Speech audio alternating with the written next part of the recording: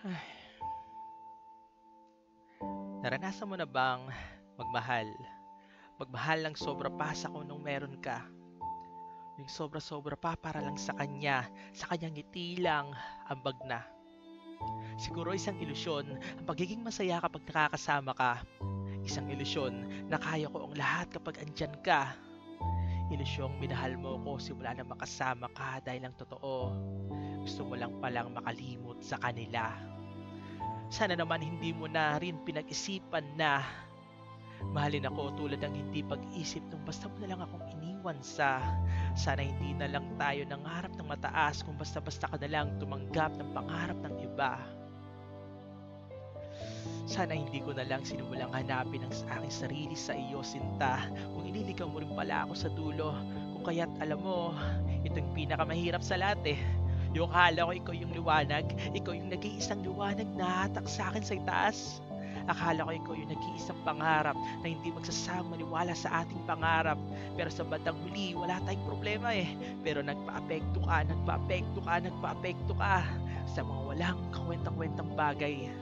Kaya't alam mo, hindi ko nga rin maisip eh. Kasi kahit kailan hindi naman ako nawala sa tabi mo. Pero bakit tayo umabot sa ganun? Pinagmukha mo kong tanga, pinagmukha mo kong sinungaling sa iba. Walang isang araw na hindi ko ginusto na hindi ka sumaya. Pero ikaw simula pa lang nangaluwa ka na agad sa iba. Alam mo nang dahil sa iyo na pagtanto ko, nang hirap niyong kilalanin, hindi ko na maisip kung ano pa nga bang gusto niyo. Ano pa nga bang kalayaan ang pwede kong maibigay sa inyo? Ano pa nga bang maiaambag ko para lang mapasaya yung kagaya mo?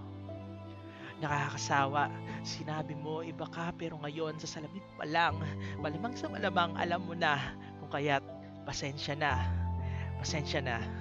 Nagsinungaling na rin ako, di ko na pala kayang alalahanin ka sa aking memorya.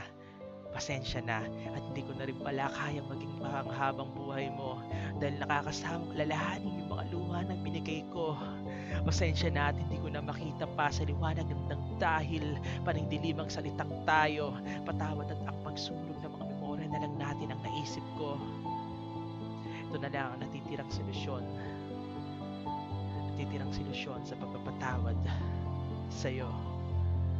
Patawad at hanggang dito na lang tayo.